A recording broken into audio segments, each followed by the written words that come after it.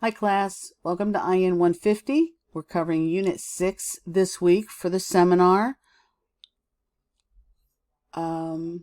You're going to be covering Microsoft Excel. Let me open the announcement. So here's the announcement, a summary of what it is that you'll be doing this week. Seminar, you actually have the option 2 that you'll be submitting to the Dropbox. I believe it's seminar assignment Dropbox for Unit 6 is what you'll find. Make sure that you have that completed. And then you have the discussion board, which is Introduction to Excel. The reading this week, 5.1 Introduction, 5.2 Creating and Managing Workbooks, 3 Organizing and Entering Data, and 5 Formatting Cells. We're skipping 4. And then you'll have practice activities, 5.2, 3, and 5. And then the labs, 5.2, 3, and 5. Okay. Go overview. So this week, like I said, we're covering Microsoft Excel. And by the end of this week, you should be able to prepare a formatted worksheet in Microsoft Excel, like it's saying. You're reading this week, 5.1, definitely the introduction of 5.1 and 5.1.1 and 5.1.2. And then 5.2, 1 through 9. 5.2.6 and 9.2. So make sure that you're doing what it is that's listed here. You don't have to do more than that. Now, of course, you can do more. You can learn as much as you want on this. Go through the whole thing. But basically, when you're doing your labs, the things that you're graded for, you don't have to overdo that. You might do it in another week, or it's something that you want to. That's fine too. But it doesn't mean that you're going to get a grade for it. Know that only the labs that you have to do will be listed. So just like 5.3, you'll have 1 through 4 and 7. Okay, 5.5, you'll have 1 through 5 and 8. So as far as the learning part of it, you're going to be learning the skills labs that you're going to do is 5.2.6, 5.3.5, and 5.5.6. And then, of course, the last graded labs, the applied labs, is 5.2.9, 5.3.9, and 5.5.9. Your discussion this week is Excel, of course, based on your activities in the labs, supplemental readings, and use of resources. Give 2 reasons why you think Excel skills are so important in the job market today. Discuss how you would expect to use Excel in your future career or your personal life. Hint, you can look at a popular job search website and enter Excel as a criterion to see which job lists Excel as a required skill set. Feel free to share the information with the class. This should be interesting to see what kind of jobs that you guys find if you put anything for specifically Excel that needs to have Excel as part of their job skills or something specific to that sense. I know Microsoft is hiring, and I'm sure there's going to be something within Excel, whether it be analytics or data or something like that. They might use Excel to an extent for something or other. Of course, they're probably going to use Microsoft Access if it's got to do with data. So, but I'm sure that there's something within Excel that's needed. So that should be interesting. Let's go over to we got the overview. Let's go into, I'm going to find it. There we go. All right. So I'm going to go in here real quick. I'm not going to go through it too deep. I did play around with the workbook a little bit. I did do some of this stuff. I did the challenge, the skills labs, create and manage workbooks. It was fun. It was, interesting. And, yeah, I don't know as much as I thought I did. So, actually maybe it's just kind of a review and brought me back to some of the information that I did have to learn, which was interesting, because I thought I knew quite a bit, but I keep learning. It's such a big application in itself that, you're just going to keep learning. But it is showing you the basics, right? Creating and managing workbooks. It's going to show you just the light details, the overview of different things that you're going to have to learn, that you probably will use in a job. Like I said, there's a lot of videos. Let's go to something, work management facts. It's basically telling you here, yeah, there's no video for this one. I think it shows you beforehand.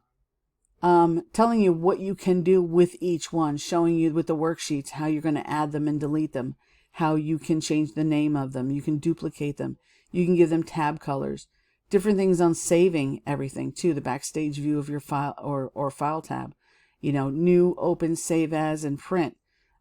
Different, again, you have your account in here. Now this is an older version. Again, it's been updated since then. If you have a paid version, it looks different too.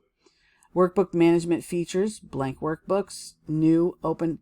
How do you open a CVS or CSV, a common separated values? How do you open one of those and bring it in as a new worksheet? That's part of what you're going to learn. Workbook management is part of that, creating and managing workbooks. So it teaches you how to do that within here. Get the data and tell it where, do you do it from the database? Do you do it from a file? Which is fun. And that's what I liked about these, because the skills lab you go through, it tells you if you complete it or not. If you don't see the little box at the top that says, completed, congratulations, great job, then you know that you haven't done it right, or you haven't done it yet. But you'll figure it out, because being that it's Excel, it's kind of easy to see. Like I said before, you'll always have those same tabs at the top. File, home, those things are pretty much the same everywhere, so you know that you'll be able to find what it is that you're looking for. That, and then let's look at the workbook management tips. That's file management, distributing workbooks. Okay, so auto recovery. In case it gets shut down, what it does end up having, it saves a recovery file, where you have to either decide to bring it back if you want to, or you can delete it and have a new one. You can save it as a new one. You can recover the unsaved document. Being that I live in Tallahassee and we have storms quite a bit, my electricity and my internet will go down. So a lot of times I'm working on something and Microsoft will save a file that I can recover, which is nice. Distributing workbooks, how you're going to do those, saving them as PDFs if you need to present them, and then using multiple worksheets. And then 5.3, you have data entry.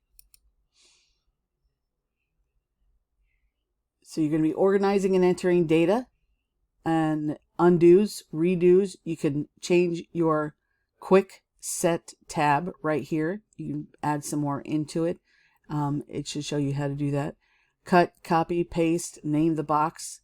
Then you can, row titles and column titles, selected cell, worksheet titles, really bringing it all that, and then you can grab a whole bunch of them and then merge them. This is all within this area and how to do that and align them. So this will be a lot of fun. Different ways to paste. You can paste specific with having functions set to it, and mods, different things. You can have it, you'll see as you review those. Paste values. I learned so much. Name box, row title, selected cell, column title, worksheet. Okay, cell groups in the home tab. So insert, delete cells. Specifically when you're doing the cells, you can do whole rows and columns if you want to. You can reformat the tables that you have in there too. You can hide certain rows and columns. Freeze panes. This is how you want to have, let's say you have the row at the very top is going to be the title row, even if it's going to be the second row. You want everything from the second row up. You can freeze the top row. You can freeze certain panes. That way when you scroll it, the titles stay at the top, but all the information scrolls underneath that first row, which is really great to have. Okay, data entry tips. There's more data entry tips over here. And so hold shift and press arrow keys to select data with the keyboard. Hold control and press the arrow keys to jump to the last entry in the row or column with data. Hold control shift and press the arrow keys to quickly select all the data in the row or column. Little things that we don't do normally I mean, we use those as something different when it comes to Word. Anything with those shortcuts help a lot. Data entry, of course, tab, shift plus tab, press enter and shift enter. Move down to the next row. And your clipboard. And I think we talked about that before last week. You want to make sure that you clear out your clipboard when you save. So that was 3, and let's go to 5. And cell formatting facts. So you can see you can do 4 if you want to. It's data validation. It gets a little bit deeper into the data style. This means that you have something, the data validation, what you're doing is protecting it so that you have it specifically like a password to it.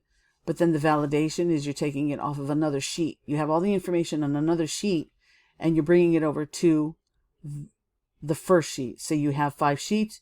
You have the validation, the information on the 5th sheet, but you're bringing that information which will come to you from you can use it on 1 through 4, but it's listed in 5. So you're grabbing that validation from 5 and bringing it over to the other ones. So it's really significant to what it is that you need to do. Okay.